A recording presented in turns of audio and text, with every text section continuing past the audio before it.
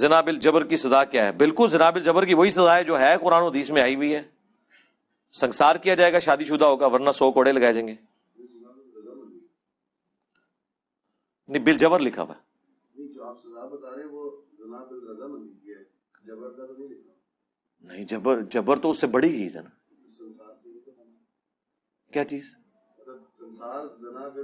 چلیں آپ کچھ اور ساتھ کر لیں، میں تو اپنی طرف سے تو نہیں بنانی نا. جو سزا آئی ہے زنا کی وہی بتانی ہے نا. صرف اس میں فرق، آپ فرق پوچھیں تو یہ بتا، میں بتا. فرق یہ ہے کہ اس میں مفعول کو سزا نہیں ہوگی، زمین و آسمان کا فرق ہے.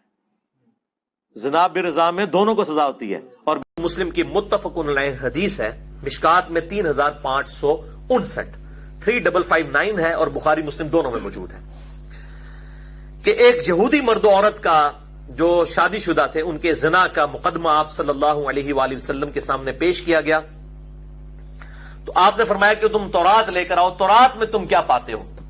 تو انہوں نے جھوٹ بول دیا یہودیوں نے. انہوں نے کہا کہ تورات میں تو یہ ہے کہ ان کو ہم جو ہے وہ کوڑے ماریں گے اور ان کو جو ہے وہ پبلکلی ذلیل کریں گے.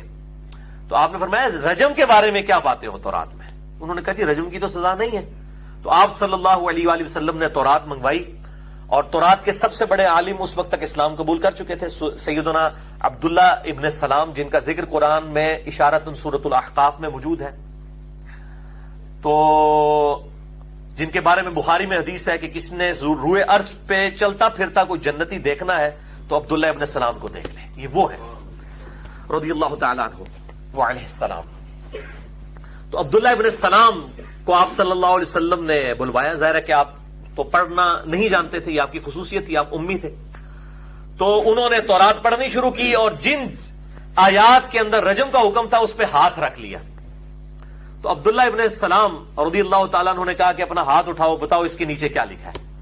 تو اس نے کہا کہ اے محمد صلی اللہ علیہ وسلم، ہم تصدیق کرتے ہیں آپ کے اس صحابی کی واقعی تورات کے اندر بھی سزا رجم کی لکھی ہے اور یہ آج تک موجود ہے. اور اللہ تعالیٰ بھلا کرے مولانا مدودی رحمہ اللہ کا، انہوں نے تورات سے وہ ساری کی ساری آیات نقل بھی کر دی ہیں تفہیم القرآن کے اندر انہی آیات کے کانٹیکسٹ میں. اور ظاہر ہے وہی کر سکتے تھے آپ. ایون پرانی ساری تفاسیر اٹھا کے دیکھ لیں، ابن کثیر اٹھا کے دیکھ لیں.